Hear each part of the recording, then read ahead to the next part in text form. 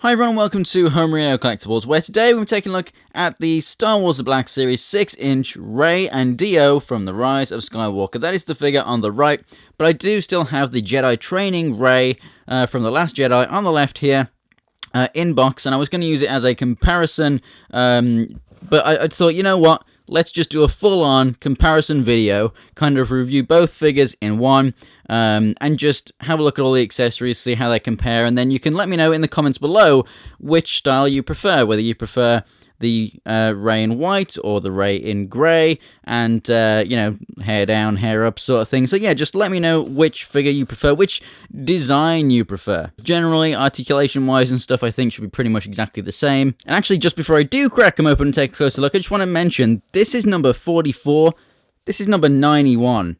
I've had this thing since 44, and we're now up to 91 with Black Series, and I still haven't opened that. So, yeah, if that isn't telling of how much stuff I still have to open and review, I don't know what is. And here are both Reys out of the packaging. Both figures are really, really nice.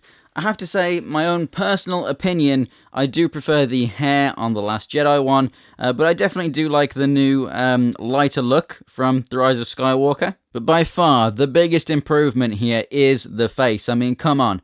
On the left, I'm not saying it looks bad. It does look good, but it obviously looks more kind of comic booky, cartoony, whatever. On the right there, that literally looks like Daisy Ridley's face. And obviously, you know, in that time span, Black Series have started to do the really nice digital printing and everything. And this thing just looks absolutely awesome. The way that they've, shaded like the eyes and everything in there. It's just, honestly, perfect. Like, that is, from every angle, that is Daisy Ridley. That is amazing. On the left here, you know, the actual sculpt itself is really good, but the eyes just really, really throw it off.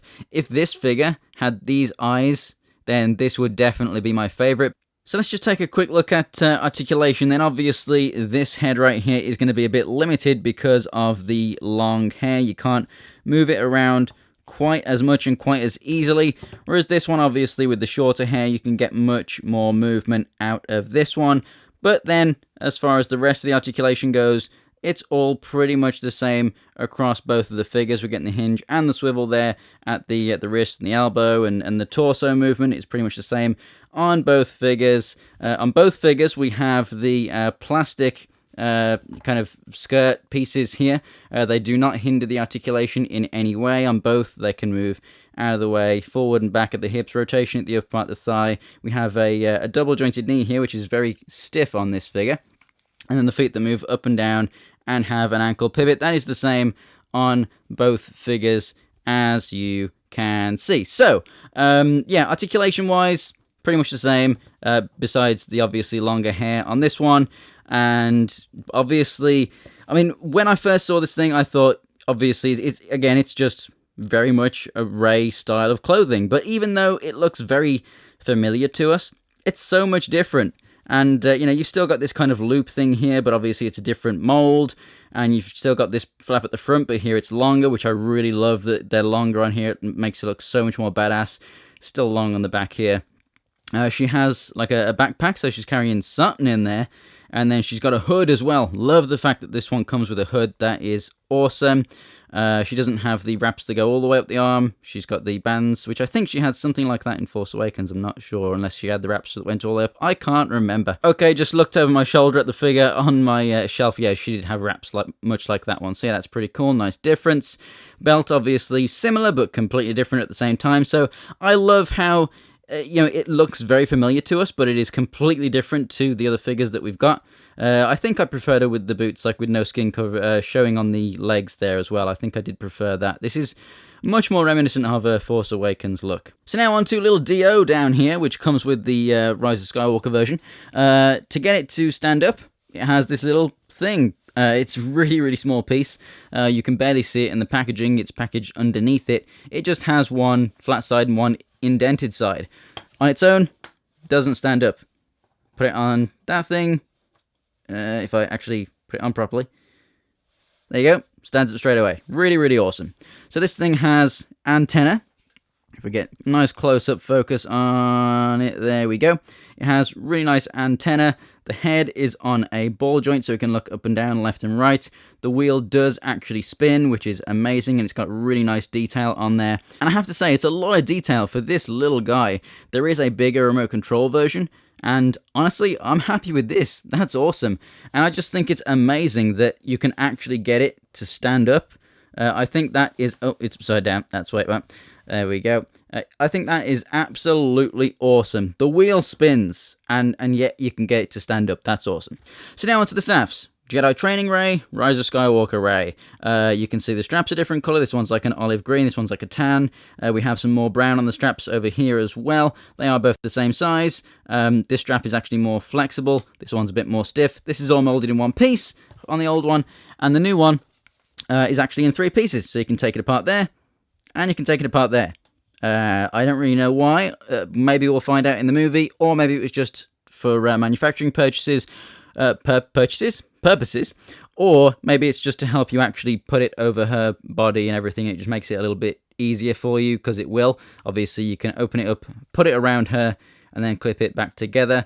I'm guessing that's what it was for. But yeah, so I guess the newer version of the staff is better than the older version. In terms of the guns, they are basically exactly the same. Slightly different silver paint used. The old one was slightly shinier. And yeah, pretty much the exact same weapon. Not really much difference there. And they both have holsters that they can fit in.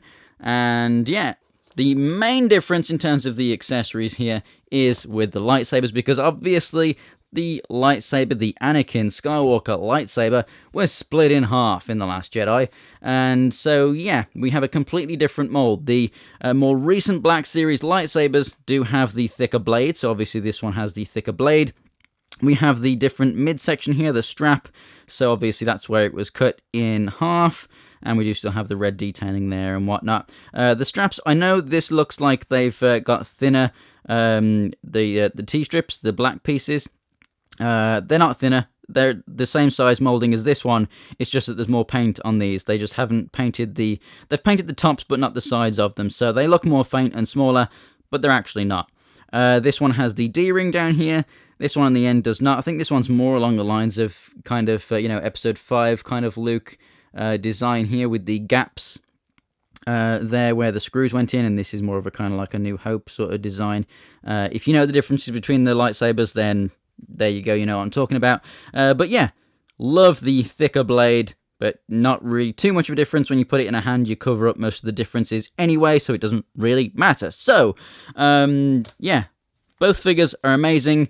The new one comes with a droid, which the old one didn't, but obviously the Force Awakens original one did, so there's not really too much of a difference there.